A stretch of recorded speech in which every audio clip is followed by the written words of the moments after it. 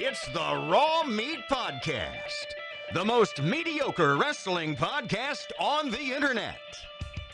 With the smart Greg Adams, the nature boy Jay Watley, and the hardcore icon Puff. It's the Raw Meat Podcast. Greg Adams over here, Puff over there. Jay Watley not joining us on this episode. We are broadcast professionals in our normal lives. Loosely speaking. Yeah, well, okay, we get paid as broadcasters. We work in a radio station. And so he has a lot of responsibilities about the same time that we don't. So we're able to steal a studio and podcast while he's actually doing something. Define responsibilities. Yeah, true. He's literally sitting in a room playing on a cell phone right now. Which is the exact same thing he would be doing if he were in here with us right now. But he's not. So we're going to throw down a podcast that I wish we would have had a chance to do last week. But I had vacation time. I was out of town. You were then out of town. But we've had some developments that probably make it worth holding on to, because there are some things that developed about what we're going to talk about, and some things that have possibly changed going into tonight's NXT. Right. So we are going to focus on last week's NXT pay-per-view, The End, which was the tag that they added to it pretty actually close to the event itself. Mm-hmm. This was not the plan going forward. I don't want to go through the entire pay-per-view because we've been so far separated from it now, basically a week. We've been separated now, so we don't need to do a full recap, but just the impacts of the things that happened there and what that could mean moving forward. Those are the discussions that I want to have. Yes. But I want to have a discussion before that because this podcast is designed as a WWE podcast, but we are pro wrestling fans even outside of WWE. Oh, yeah, we all have our loves. Lucha Underground. Yes. Lucha Underground, Ring of Honor, TNA to an extent, and... We love making fun of TNA. Impact Wrestling now, let's be correct. I'm still going to call it TNA. It's TNA as far as I'm concerned. But there have been some developments in the TNA world that actually warrant us talking about it. The first thing that I want to talk about before we get to the thing that you're really hot on right now, the Hardy Brothers promos right now. Oh, God. The disheveled, homeless-looking... Matt Hardy. It takes a lot to make Jeff Hardy look like the stable brother. No kidding. But they have done a masterful job of this, and ultimately, no matter what we say about it, how we're going to make fun of it in just a minute. But before we do that, I want to say kudos to them for making people like us talk about it on a podcast like this. You know what? At least they tried, which is something I don't think they've been doing for a while. I think this is beyond trying. I think this is actually them doing something as crazy as it is. It's got attention. It has far more attention than anything they have done. The only thing that anybody TNA related has done that's got this much attention is when EC3 cut that promo in a ring against WWE at an Evolve event with WWE personnel on hand. You know what made me, I just thought of something. You said you got people's attention. Well, last night I saw a lot of people on Twitter trying to tune into Pop TV to watch Impact, and they had technical difficulties playing the same 4 commercials all over. So you finally got eyes on the product, and there's no product to watch. And people trying to find Pop TV. Well, that too. I don't think I have Pop TV. I don't know how to get Pop TV. I don't know if I can watch it online. But what it did, it's crazy enough to get people interested. And hopefully some of the other TNA developments are going to lead to more interest because now we have a new minority owner. As long as they have funding. And this is the story that I have seen a couple of dirt sheets push forward. Billy Corgan of the Smashing Pumpkins. He's been the director of creative for them for a little while. And at their most recent tapings... they got to the point where they were an hour, 2 hours, 3 hours before the taping started, and the production trucks informed them that they have not been paid, and this will not go down unless they are paid. Yeah, the chief financial officer or fiscal manager, whatever his actual title is, went on a Facebook rant saying, like, basically the production company was like, you got 12 hours to get us paid, and he was on the phone nonstop trying to work to a solution to get funding to make sure their biggest pay-per-view, TNA's WrestleMania, essentially, was able to roll. And their monetary savior swooping in is Billy Corgan, who pays for everything in exchange for becoming minority owner. Now, I wish that this were in exchange for a 51% share and he was the majority owner. But even being a minority owner, this is going to increase his ability to make decisions. No kid. And you know what? Say what you want about Billy Corgan. A lot of people don't like his music. They think he's a crazy person. But you know how he got hired by TNA to begin with? He was just like, hey, you know what? I'm going to take my money. I like pro wrestling, and start a pro wrestling company in Chicago. And it started getting some traction locally, and they're like, well, we need someone. Well, he's been a pro wrestling mark for a long time. Even back in the ECW days, one of his best friends in the world is Raven. Yep. And he has been involved in pro wrestling. There was a story, and I actually don't know if he's ever admitted to this. This is the magic of pro wrestling between the 90s and today. Lots of legends. You don't know exactly what is true and what is not. And you know what? He may have confirmed this, and I just haven't seen it. But there was a point where in the twilight days of ECW, there was apparently an offer on the table at one point for Billy Corgan to buy into ECW and become the owner of ECW. God, could you imagine? Well, he turned it down, and the story, as the story goes, and I don't even remember where I heard this. I just know that it's been something I've heard over and over again for a long time. Is that he knew that even if he injected a bunch of cash into ECW, it wasn't going to survive. And so he stepped away. Now, in hindsight, he may have regretted that, and this could be his... Well, the big problem with ECW, if you look back, is it took X amount of time for the pay-per-view money to roll in, so they were always behind the 8 ball because to get to the level they were trying to get to with a TV show and everything, they had to raise production cost. And by the time the money came in from the pay-per-view, they were in the red at all times. Well, with ECW, the biggest thing that hurt them was they got the TV deal that they needed, and then the TV deal changed after it was agreed to, and it wasn't... If that would have been a different network and different leadership, ECW may have been able to survive, but that was a situation where it wasn't going to work, and I think Billy Corgan knew that. And now TNA, to me, is a situation where it's not going to work. Like, it's not going to survive. They need too many other things to change. Yet Billy Corgan is stepping in this time. What I think needs to happen for TNA to survive is you got that bad stank of the TNA name and the Impact name. They need to kill it, rebrand it as something. Maybe, work out a deal with Pop and be like, look, we're going to take some time off. Let us get our house in order. These guys are working indie shows anyway, so we just pay them. They'll make the same money they make. We just need to start from ground zero. I feel the opposite. I feel that the TNA brand still has something. The Impact Wrestling thing, that part needs to go away. They need to embrace TNA. Maybe that's what it is. They go away and bring back the old TNA logo and the whole shebang and make a big blow up on a Tuesday. And I also would not remove them from TV right now, except for that they need to find a different network, or they need to find a way to have a TNA online element. Well, I think they're on, what's Jim Ross's app? Fight TV or something, which is a free app where you can watch their... But I think that's only for certain pay-per-views. I'm not really sure right. the whole What deal, they need to do is and now that you're going to have live WWE on Tuesday nights, and you got NXT already on Wednesday, they're going to need to move their night of the week. I would suggest a Thursday night. Pick up where there's already a SmackDown crowd that's people who have their routines already in place. They're going to watch wrestling on Thursday nights. Bring them a TNA product that they can access and they can watch. The other thing that they really need to do, and I don't know how these contracts are structured between when it comes to New Japan and Ring of Honor. I don't know how ironclad those talent shares are, but TNA needs to find a way to tap into that. Well, actually, TNA used to have a talent share with Ring of Honor, And there was a big falling out. If you remember, CM Punk appeared on a few episodes of TNA. The Young Bucks were there for a while. Yeah, the Young Bucks gimmick was a little bit different even. Well, it was still in their infancy, but the point is they had a partnership until they had a falling out, probably over money, given the... Yeah.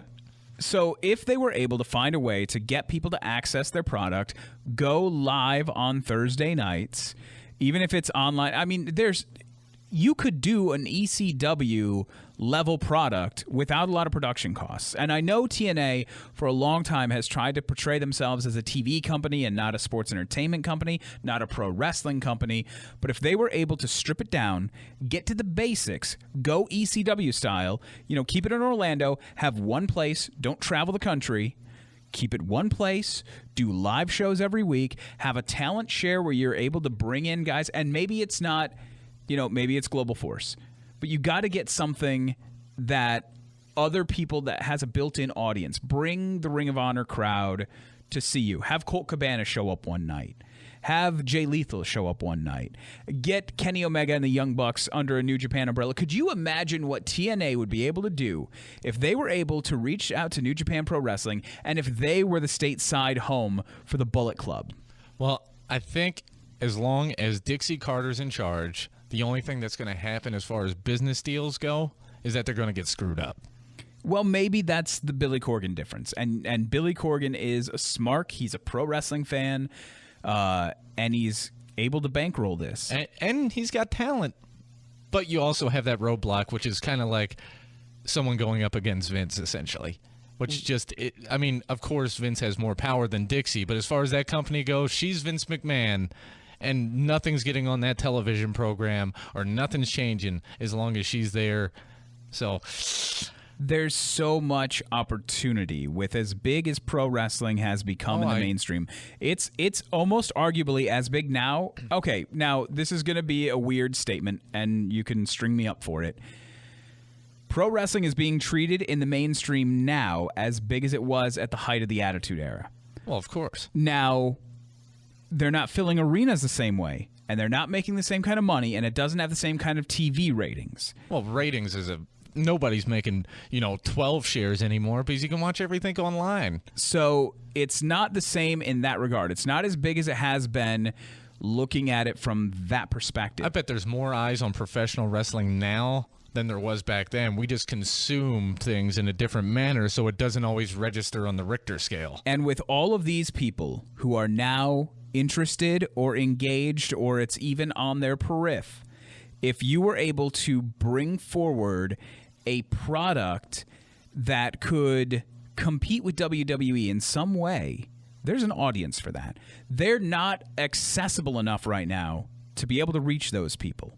But that's an easy switch. At least I say, sitting here in a studio, that it's an easy switch. But I feel like they have the people, especially with a guy like Billy Corgan, sitting there.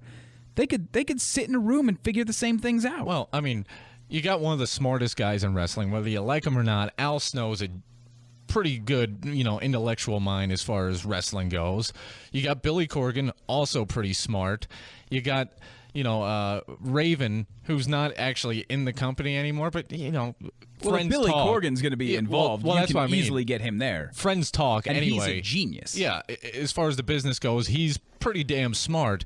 What they need to do is, because, Ring of Honor airs on all those weird networks, too, that you can't find, but the difference is you can watch their shows for free every week with built-in advertising that they sell. So you see the local show with the advertising that they sold on their web product, which is what they need to do. Sell local Nashville advertising just to get the website funded and up and running. And, once people start consuming your product, they'll start going to your shows, they'll start buying your merch. And the more money you make, the more you can spend on talent and production.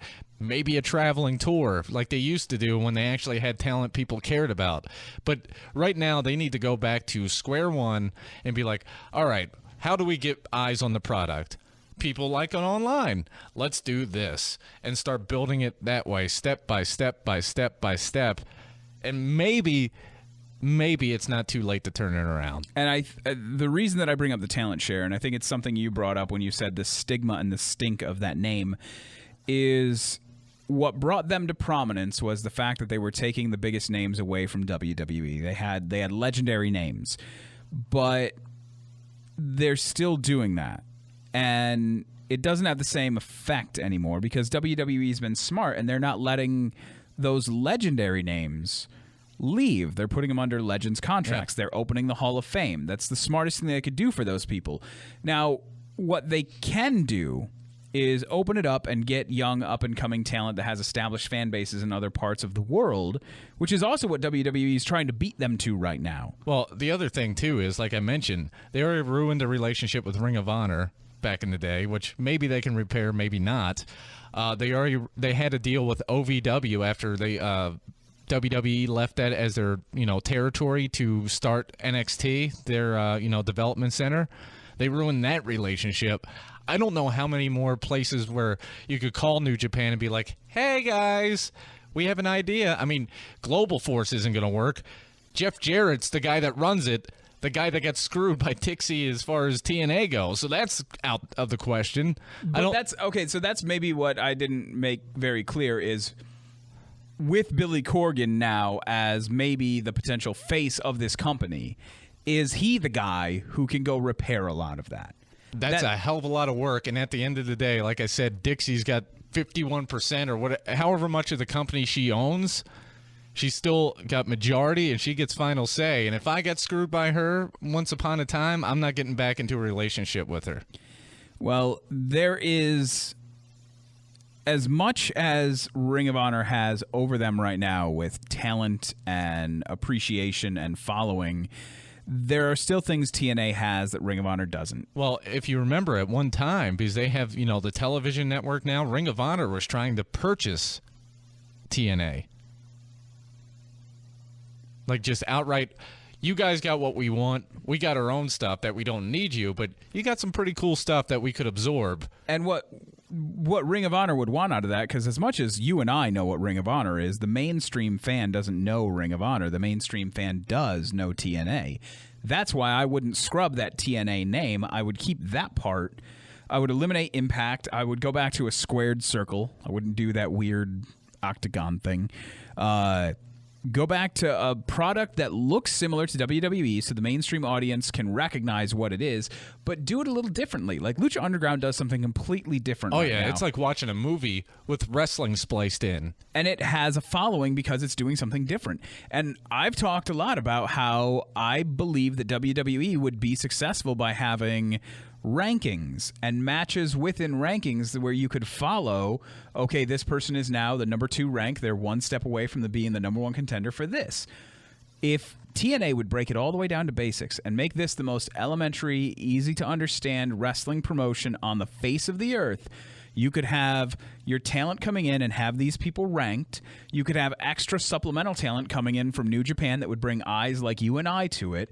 But you could bring and build your own talent based on a ranking system. You could have your belts and your championships all easy to follow. And even if you did shows that were pre-taped, where we're all going to know the results because the dirt sheets are going to share it, you could still have elements of your Matt Hardy and Jeff Hardy weird promos from a pole barn where they're throwing fake babies. You put that stuff in there, like Lucha Underground. You make it more of a movie. It doesn't have to be a movie, but you have things that you can keep from the public until the show debuts, and then have good matches with this other weird stuff mixed in. Well, going back to Ring of Honor, the great thing they do is, just like TNA, they tape stuff, or NXT, they tape stuff far in advance. But it's so good, you want to watch it anyway. Right. So if you break it down to basics, you have a structure where people can access your stuff, and it's good. Folks will find it.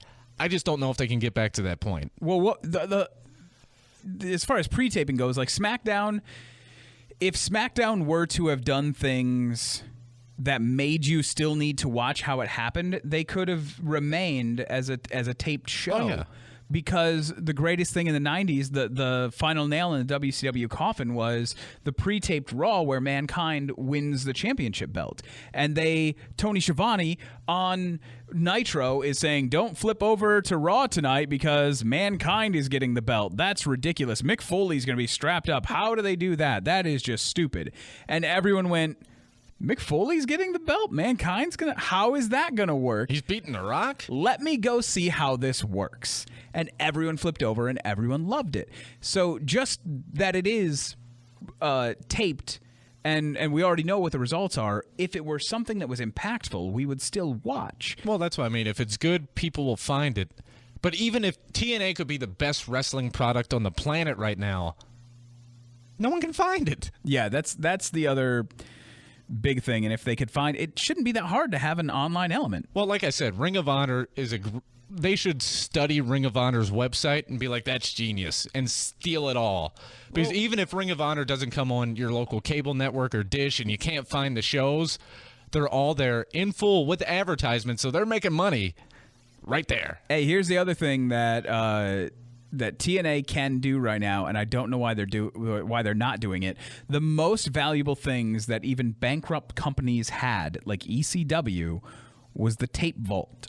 TNA has hours and hours and hours of some of the biggest names in pro wrestling. If you had a TNA online network, just like the WWE network, you would be able to take advantage of when AJ Styles is now one of the biggest names in mainstream pro wrestling. Guess who has more tape of AJ Styles wrestling than anyone else on the planet? Well, going back to Ring of Honor and their web setup, that's what they do. They have a vault with all the matches, and you can literally go in there and say, oh, this was the Generico Kevin Steen final battle. Holy crap.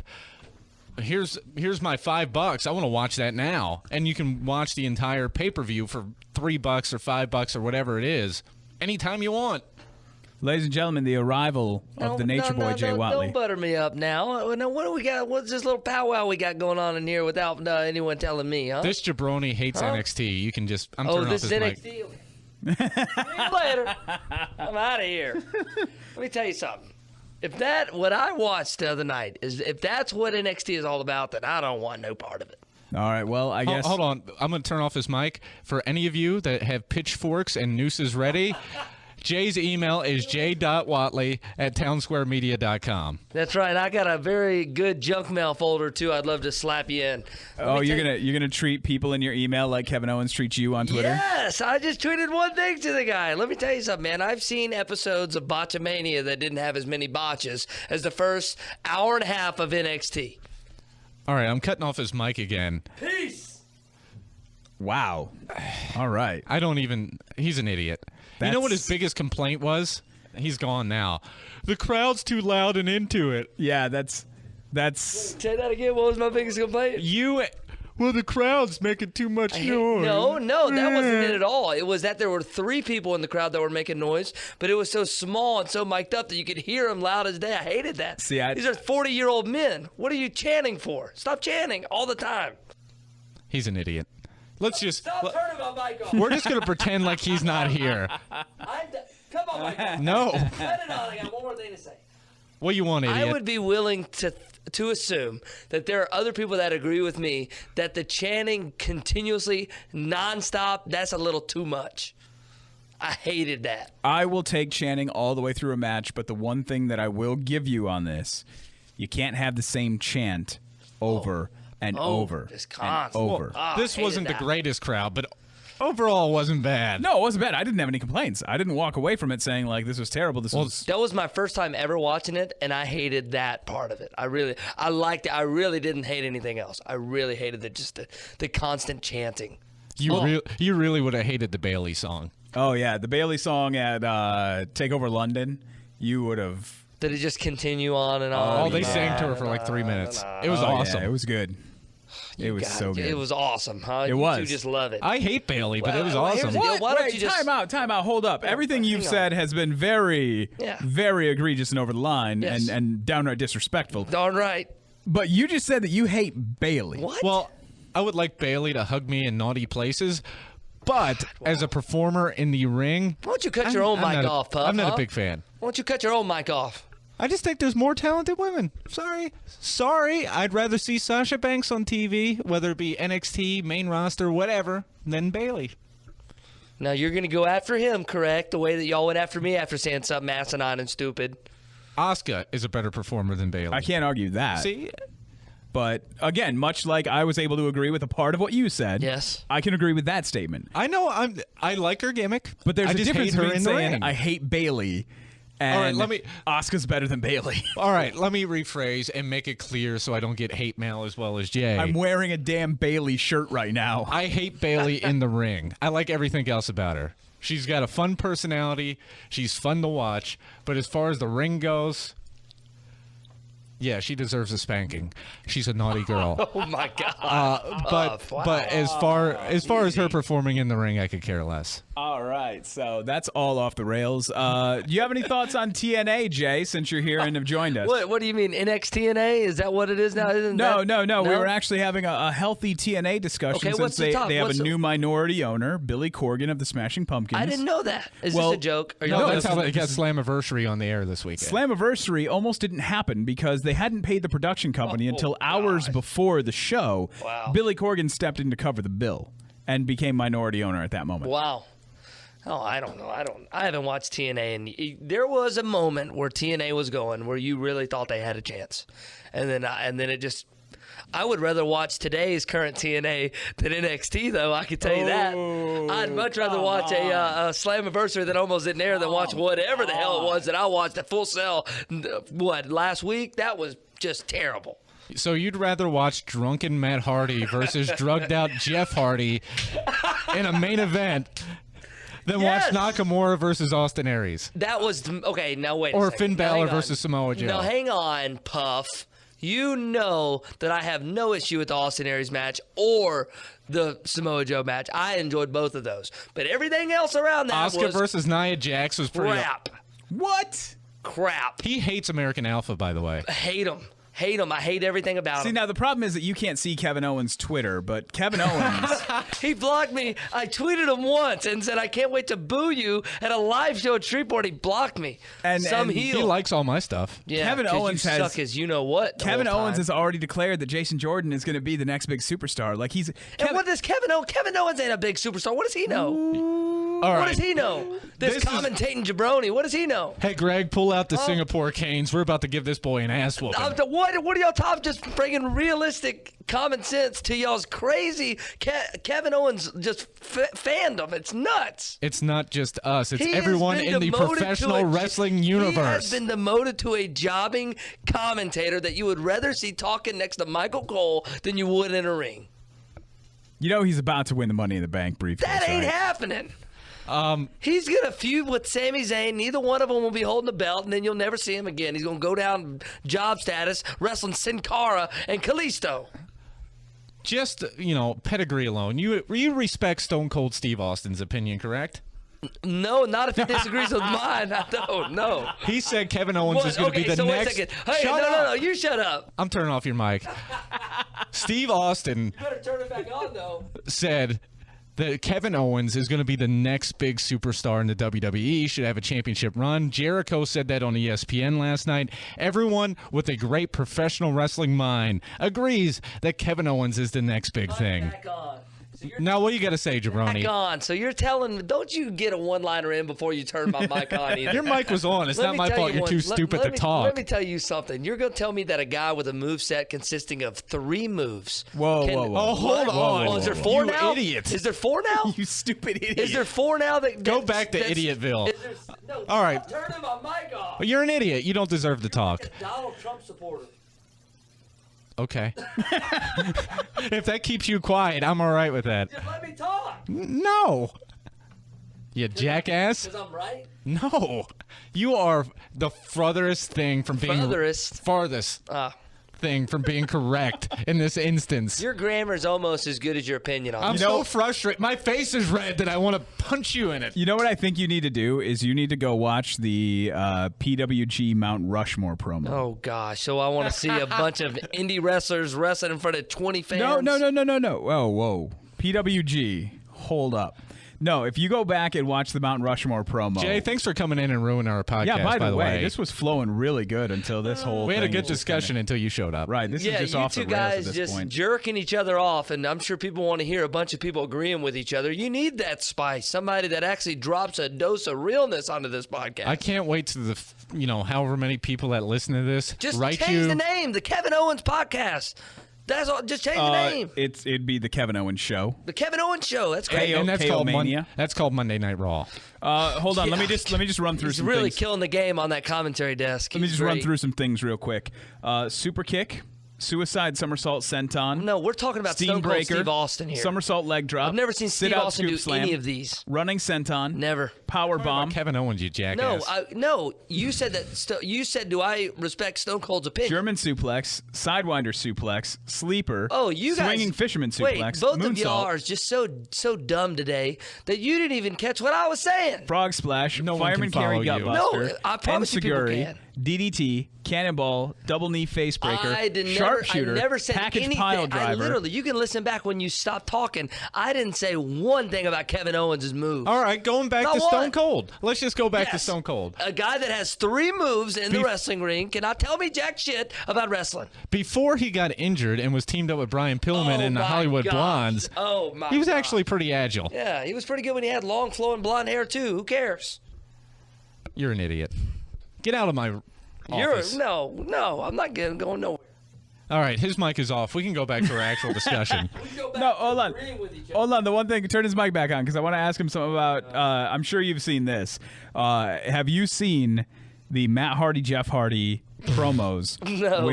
Oh man, I haven't watched TNA since Jeff Hardy Okay. stumbled down Neither to have the I. Have you guys seen the one All right. where he came up like Hold on. 3 minutes? Time out. Are you just Time going to out. interrupt Time me every out. time I talk today? Here, you have a homework project. Go in the other room. No, Watch you don't the Matt take- you're Hardy not- and you're Jeff not Hardy Miss promos. Spears. No, really. Listen to what I have to say.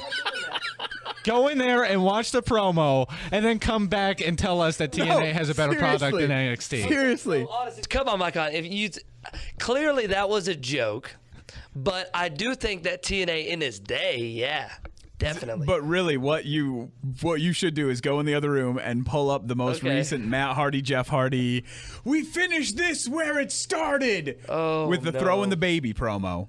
Throwing the baby. They Just threw Google a that. baby. Okay. Throw the baby Hardy promo. need Just to go see watch this. that, and then come back and rejoin the I conversation. really do want you to do I'll be that. back. Oh, wow. This is so far off the rails. Are we ever going to get back on track? We're a half hour in. We had 20 minutes of good content. Right, we had a good TNA talk, which we'll cut off at that point. That's basically what we need to remember. There are developments with TNA. Something is going to change very soon, even if that's TNA going away. And look, the thing, I really hope they pull through, because if you remember back when TNA actually had, stuff going on, WWE was forced to get better. That's when they gave CM Punk, all right, do what you got to do to make wrestling interesting.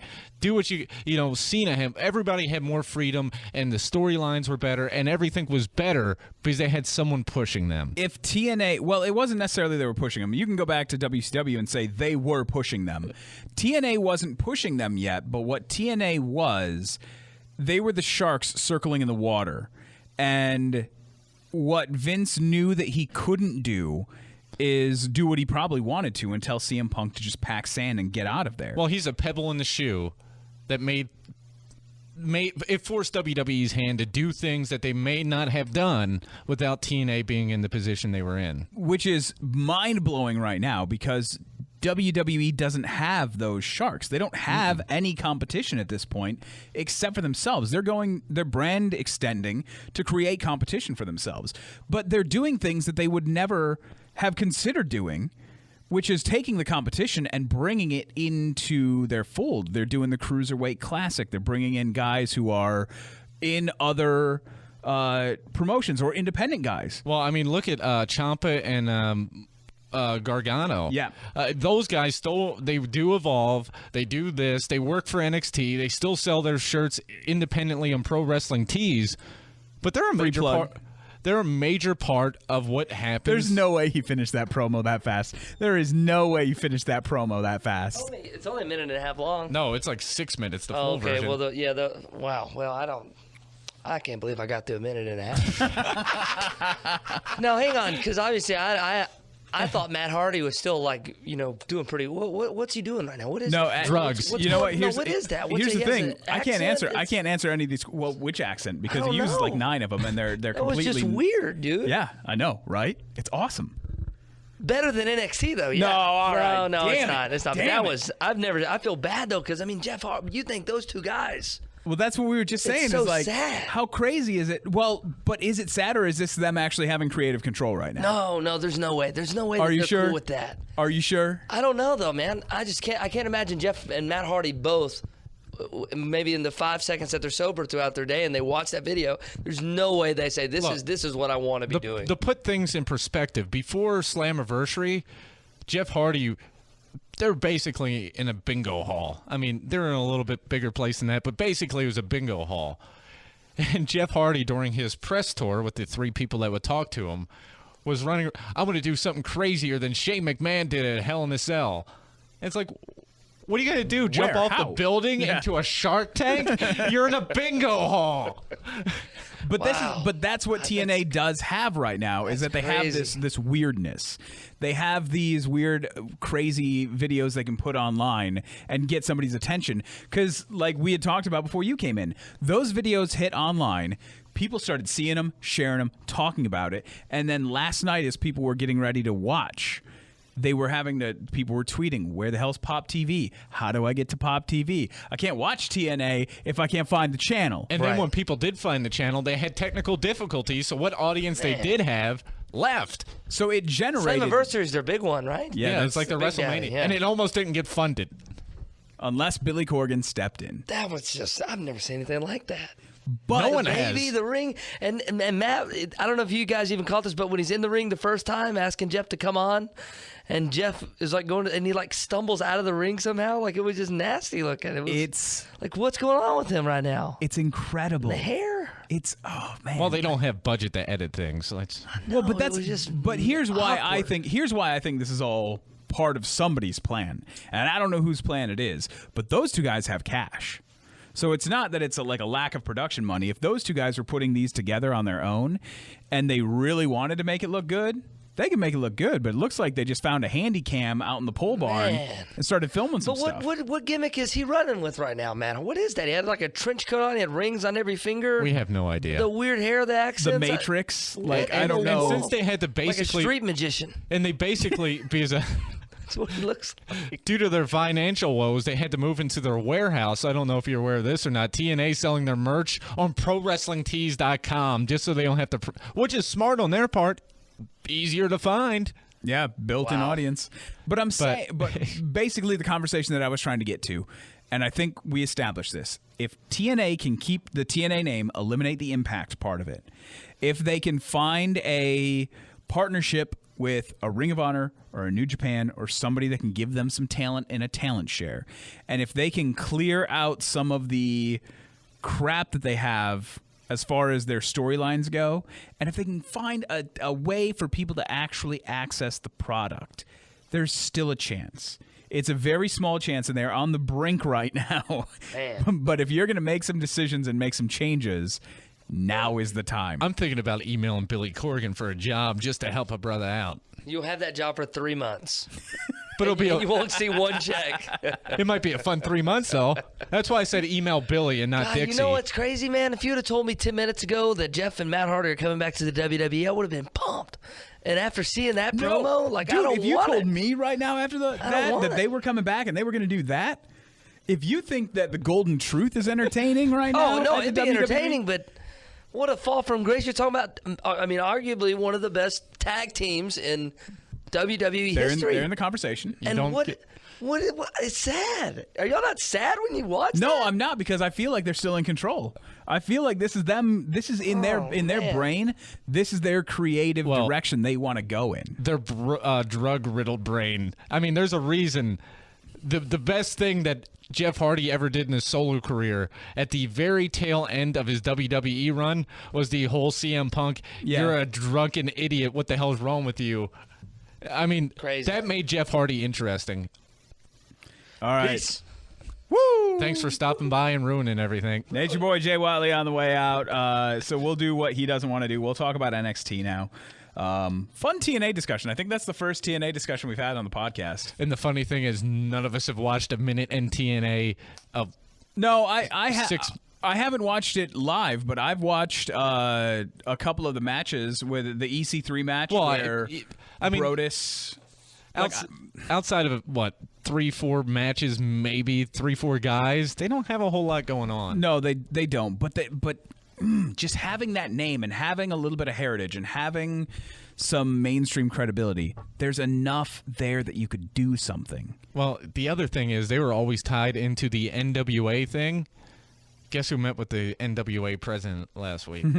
Triple H. So what little talent, development area they have for new up-and-coming guys might be getting stripped away from them, which is going to leave them just screwed. All right, let's bang out some NXT conversation since we went way longer on TNA than I thought we would. NXT Takeover The End was last week, and Jay Watley may be the only person that I've talked to or seen say anything negative about the program. I thought that it was a better pay-per-view than some of what WWE, the big brand, has put out this year.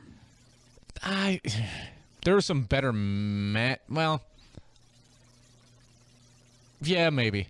Yeah, because when it comes to a pay-per-view, you're there for the storylines, the conclusion to storylines that you've either been watching for a while or that just have large impact, or you're looking at belts. You're looking at championships. My thing with the WWE has better storylines, but NXT has better wrestling. Now, I can pick up NXT at any moment and just watch the matches and be entertained. Whereas, you can't really do that in some cases you can't do that with WWE. But I still find the storylines, for the most part, in the WWE fascinating. There are good storylines. And there are good storylines told by the wrestlers, but right now I don't think the writing in the creative department is good enough. They're making steps, but that's a different podcast. For a different time. So really, the only things that I really want to focus on right here is the Revival and American Alpha. I was on the fence with both of them. I'm a believer in both of them, and I think both teams could be called up to the main roster right now. We were talking because my joke was, this is an NXT Takeover, the end. It's NXT Takeover, losers get new jobs. Right. And after watching that match, I said before the match, and after watching it, I wanted the Revival to lose so they could be the ones getting called up because I love those guys. Don't get me wrong, Jordan and Gable are amazing, but they still have some in-ring issues where they do the little things. They either go overboard or don't sell it enough. And I don't know if it's nervousness, being green, or what their deal is, but right now the Revival are polished and they could step in and just do wonders on the main roster. With American Alpha, their mic skills to me are the one thing that needs to be worked on. Well, mic skills, and I think you and I talked about this. Maybe it wasn't, but they do some little things in the ring where you're like, See, the little things in the ring where they miss a couple of things here and there, those don't bother me that much because there are guys on the main roster who are doing that kind of thing, but there aren't guys on the main roster who are doing the other things that they do. Don't get me wrong. Athletically, they're as gifted can be. It's just like, the vaudevillains. They weren't polished on the mic, but in the ring, they were pretty polished. We didn't think they were polished, and then they showed up, and they proved us all wrong. Well, it was a rough start, but since they got out the gate, they've been slaughtering it. But, as far as, like, the total package, I think the Revival, you could plop them down right in the middle of the tag team scene on the main roster, and they'd be right out the gate, whereas it might take American Alpha a little bit. I just don't want them to get ascensioned. You know what I mean? Yeah. Like, oh, they're ready, and then they move them up, and they get there, and it's like, ooh, they weren't ready. I think you and I have talked about why I think the Ascension didn't work. Well, yeah. Well, at the NXT level, the Ascension were looked like giants. They looked unstoppable. And the NXT department has always been a little smaller than the monsters, the Sheamuses of the world at the WWE level. So when you bring the Ascension up and you have these guys who were monsters and you put them in the ring with guys who actually are monsters, all of a sudden they don't look as big and intimidating. And I think they had a bad reaction right away because everyone was like, oh, it's the Road Warriors. Yeah. We've seen this before. So I don't think either of... You won't have those issues right now with American Alpha because, yeah, they are the Kurt Angle version, but that slot isn't currently filled on the main roster. I do kind of feel like the Revival slot is sort of filled right now with the addition of the Bullet Club. Because even though Gallows and Anderson have more interesting backstories, they're pretty much the same kind of team. The no flips, just fists kind of guys. So, you know what just dawned on me? We were talking about this before with the Young Bucks contract coming up in October and having Bullet Club Raw and Bullet Club SmackDown. If they don't sign the Bucks, I have two perfect candidates to be new tag team members of the Bullet Club. Those guys would fit in pretty well. One of the other matches that was very entertaining, actually more entertaining than I thought it would be, the Nakamura-Austin Aries match. No kidding, man. I thought, I knew it was going to be a good match because you have two of the best workers in the business, but they went above and beyond. I'd venture to say that it was as good, if not better, than the Sami Zayn match, which I know, if you haven't seen it yet, is hard to believe, but wow. I agree. I fully agree that was as entertaining.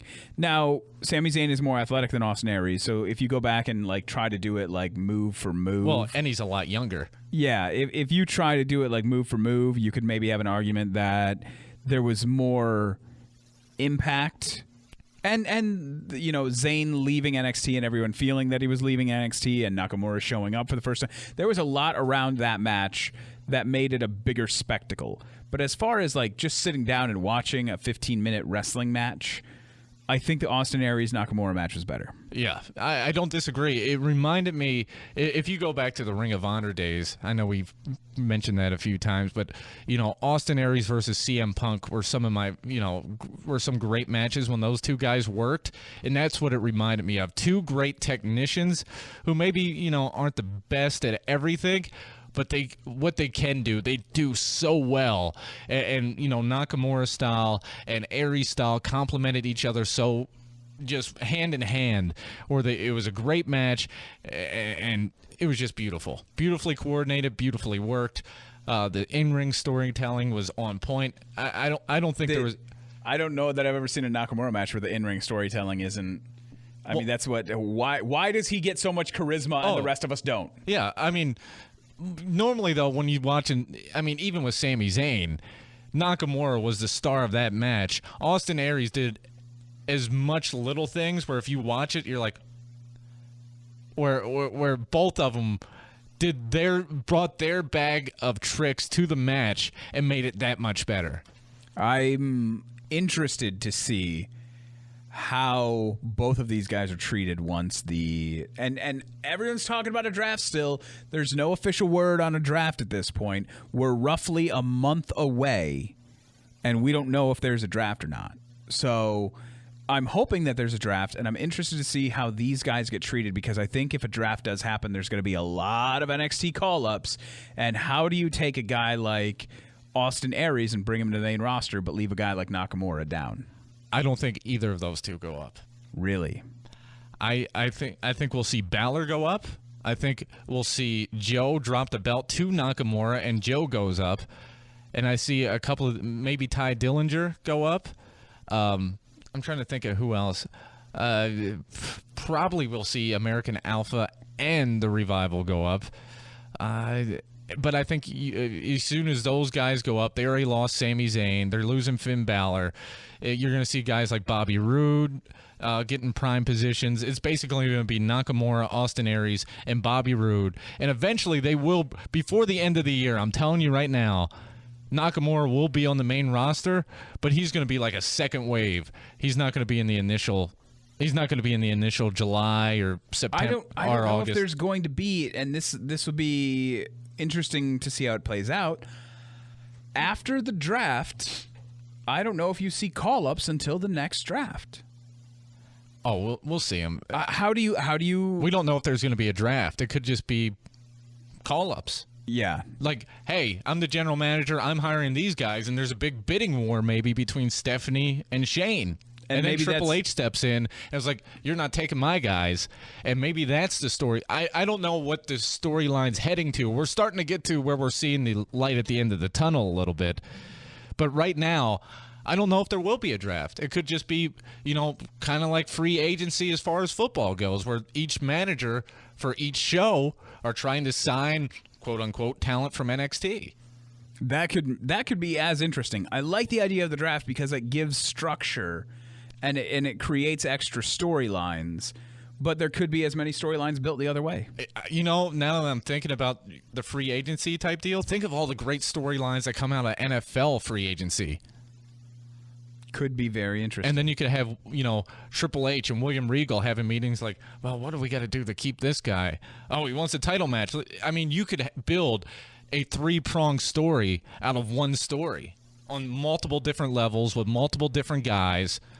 And you could have, Zack Ryder, you're just not cutting it.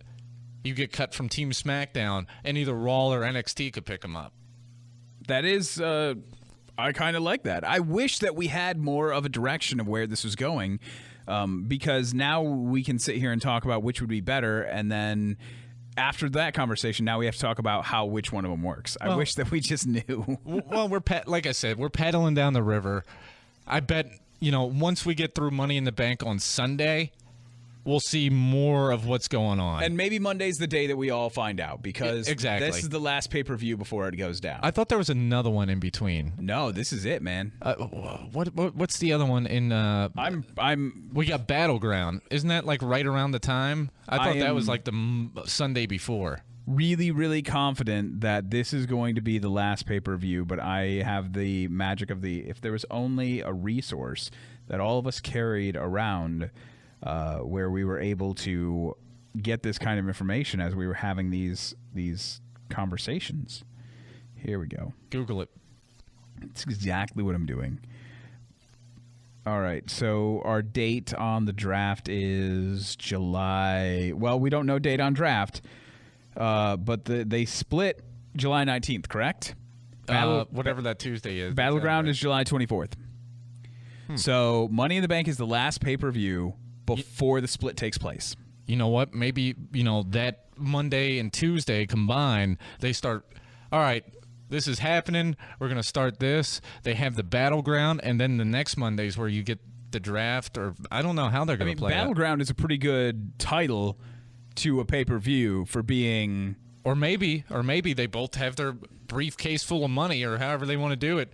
All right, you guys want Raw and SmackDown? Go out there and show us something. And it's like The Voice where they offer contracts. And the one right after that is SummerSlam. Yeah. So everything's got to be cleaned up by SummerSlam. Which I want to talk about. I want to circle back to this after we're done real quick on this NXT stuff, because there was another bit of information that leaked out that we haven't touched on yet, involving that draft separation. Asuka versus Nia Jax. This is the second time at NXT that Nia Jax has lost a challenge for the women's championship. But this is the first time where she actually looked like she deserved the title. Nia looked like she won it against Bayley. Nia has been a dominant force. Well, I mean, she's had a few kind of like American Alpha, a few stumbles, a few things that she needed to work on. This one, she looked like she deserved to win. I feel like if you're going to have a character, if you're going to allow a character like Asuka to operate within a title picture, she needs to have the belt. Because if she's just Ava Maria's bodyguard and she just comes out and does that and maybe has a couple of fights to defend Ava Marie's honor, if that's the direction, then fine, she can operate without having a belt. But the minute that she starts getting involved in the championship, you can't deny that powerful force. You can't make her look that dominant and make her lose twice in that fashion. I think you're going to see Bayley move up at some point before SummerSlam, and I think whatever the next takeover, like whatever the next big thing, unless they do another house show title change, I think you're going to see Nia Jax get the title third time's a charm. If they give her another opportunity. It's kind of like China in the Attitude Era. China was so dominant as a character she was kept outside of any women's championship pictures. You're forgetting one minor factoid about Nia Jax. What? She's The Rock's cousin. Well, yeah, she's I know. getting a push. Eventually, she's going to get her push. But when that push does happen, like, how do you take? I don't know. She's such a force. She's so good, and she just dominates so easily. It's really hard for me to see her lose twice in that same fashion. I just don't. She'll get it the next time around. And then Samoa Joe, Finn Balor. First thing I want to say, because I just want to get the one complaint out of the way before we talk about how great this was. That was the worst cage I've ever seen in my life. Yeah, I don't know if you remember, WWE went through a phase where instead of having a cage pre-constructed and dropping down, they basically had it on like fold-out things where they pull a plug and it flipped down, and that's what they use, which I don't know why, since they have decades, literally decades of constructed cages that you can just slap down there. But and whatever. maybe it's something to do with Full Sail. Maybe they're not able to put one of those big ones in there, but that it looked bad. It didn't look good. It wasn't visually appealing. That's for sure. I wonder if maybe they talked to William Regal ahead of time, or Triple H if he was the one who made the decision, and they showed them the cage before they said we'll do a cage match. Because I have a feeling that if Triple H were to have seen that cage, and how many cage matches have we had over the last 2 decades? Where we've constructed these cages now, especially a Hell in a Cell, to be able to get the cameras inside the cage. Yeah, it was weird. It was a weird setup. That was my complaint. Everything else was magnificent. I just want to give a major props. Finn Balor's amazing in his own right, but considering that was his first cage match ever, the guy just went for it. They had some slow points, but they have to stretch. I mean, they got to make up some time. But when they decided to go for the spots, the high spots, the tough spots, they just went. Well, that's what I mean. For a guy that Joe, he's been in God knows how many cage matches and some brutal matches. Finn Balor, first time in there, he was getting slammed. He had, welts all over his back. If there was something where he was just like, all right, well, if we're going to do this, we might as well make it look good. Toss me, Joe. And, I mean, what those guys put their body through, especially Finn, because he's so much smaller than Joe. Round of applause. It may have been an ugly cage, but it still hurts when you get slammed into it. And there was one thing that I kept calling for that didn't happen, and I understand it's a spot that I don't know how you get out of it. I don't know how it would work without... I know where you're going with this. Breaking an ankle, without breaking a sternum. I wanted to see a coup de grace off the top of the cage. Well, like I said, I think they could have done that, but in my mind, both those guys are moving up by SummerSlam, and you don't want two guys you're probably pinning a lot on when the brand splits and, moving forward to get destroyed in a cage match. I mean, you could have maybe done the coup de grace where Joe rolls out of the way and Finn, crumples and takes the fall. God, that muscle buster from near the top was brutal. I mean, if you're going for dangerous spots, if you have that as your finish, I don't blame them for being like, look, let's not push the envelope here. We don't want anyone to die. We don't want any broken legs if we can avoid it. This is our big spot. You guys have had some pretty good spots throughout the match. We'll just call this good. And with Finn losing, Joe retaining, and it titled The End, I fully expected to see Finn Balor on Monday Night Raw. Well, you know why you didn't? Well, because he's overseas. Well, they're in Ireland. Yeah. They're not going to pull the Irish kid off of a tour making a stop in Ireland for Raw. Which is something that was in the back of my mind, but I also thought that it would have been the perfect cover for that kind of thing. But whatever, we're eventually going to see Finn at the main roster level, and it'll be sooner rather than later. Remember what you said about, AJ being the leader of the Bullet Club? Oh, they're never going to do it. They're not going to pull the trigger. Oh, they broke up? What the... Did he just punch John Cena in the face? Like, you hope it's coming, but they lead you on to the point where you lose interest, and then it happens, and you get overly excited again. Well, I don't know that I'm going to be... there have been a couple of times where I was like, okay, this is the spot where you put Finn Balor. This is where you bring Finn Balor in. But I've never been fully convinced You've had me more convinced that CM Punk was showing up on a pay-per-view than I've ever been convinced that Finn Balor was going to show up. We will see both of those guys in a WWE ring soon. So with all of the call-ups where, we thought that maybe Finn was going to get the call-up right away, I mean, you had already said that this was called the end because it was the end of people's NXT careers because they were moving in. But with all of that right now, we know that there's going to be a bunch of call-ups. And we don't know if there's going to be a draft. But if there's not a draft, I don't know how they're going to get all these guys in because they have so much talent. And you mentioned Ty Dillinger. We talked about both of the tag teams coming up. Nakamura's probably going to stay down. Austin Aries probably stays down. Asuka probably stays down. Nia Jax stays down for a little while. But Joe and Finn Balor come up. They're going to need all these guys. I hope they do a draft because the other piece of information that came out, Jerry Lawler kind of dropped this, and there have been a bunch of dirt sheets that have been dropping this info. They're about to go split pay-per-views when they split SmackDown and Raw. And if you're going to have, let's say they keep the big four combined. So you've got 4, and then if they split the rest of them, is that about 20? It's about 20 pay-per-views a year. Roughly. I think we've done the math before. Well, 24, right? Well, no, because if you keep the same 4, if you keep the 4 together, so then that would be. It'd be 20. If they do network specials and some of the other stuff they've been trying they could have more than. Yeah. So if you're going to need to call up these guys, which means you're going to have, and now I question where you end up with a guy like Bobby Roode, who we just saw make his debut overseas for NXT. Eric Young is there. You've got the NXT TNA guys. Well, Triple H did an interview after the end, and he was doing storyline, but he did drop some hints where he's like, look, if you knew what I knew, you're going to be excited. So they could possibly be working on contracts with people we're not aware of. How many guys are in the Cruiserweight Classic right 32. now? I know my winner. It's a jury. But I think, depending on who they can sign from New Japan or work out whatever, because, like I was going back to Johnny Gargano and those guys who aren't under contract with WWE, but work NXT, you could get those guys coming in. You can have a lot of different things to fill the talent. It just depends on what they put into the pool versus what they can take out, I guess is.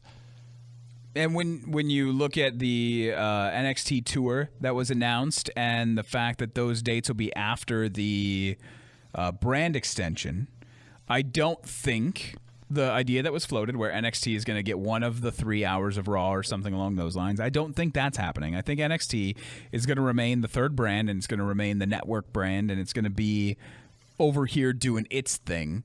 But they are doing more shows. They've got those Texas shows that you were talking about, which I don't remember exactly where they're hitting. Do you? San Antonio, Houston, and some other town that's like 8 hours away. It's not Dallas, basically. That's what I took away from it. It's going to be 3 Texas stops, but it's not Dallas, and it takes place after the brand extension. So you're going to end up with not some of the NXT people that you're looking at now because they're going to get called up. And you're going to have your NXT TNA crew. You're going to have maybe Samoa Joe still there, Eric Young there, Bobby Roode there, Austin Aries there. Again, that's if they go with a quote-unquote draft. Yeah, which at this point I really wish they would tell us because that to me makes the most sense. And I would love to start planning for that. In fact, I want to do a fantasy draft podcast. I kind of like my idea better. I want to, well, not yet. I want to do 2 draft podcasts, and I think maybe we can even get Jay to take part in one. How about we do that if we actually get a draft?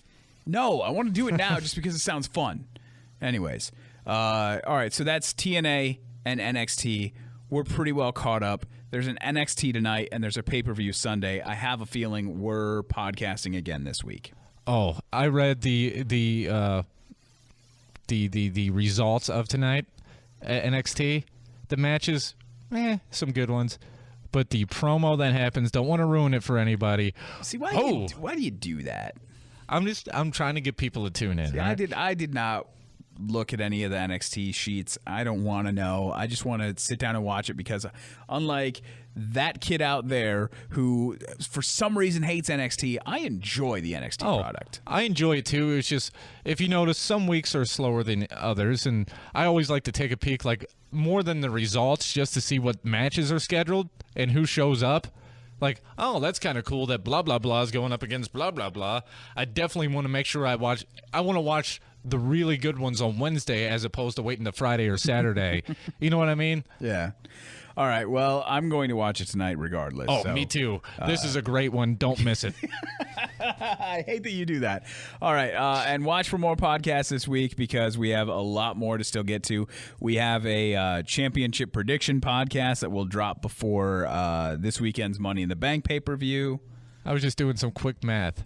Even without the Money in the Bank prediction podcast, we've already got 3 hours of content. Yeah, this is a good week if you enjoy pro wrestling podcasts. So this wraps this one up, and you can check out all our other podcasts. Make sure to subscribe on YouTube, follow us on Facebook, follow us on Twitter. It is the Raw Meat Podcast. Send hate mail to Jay Watley.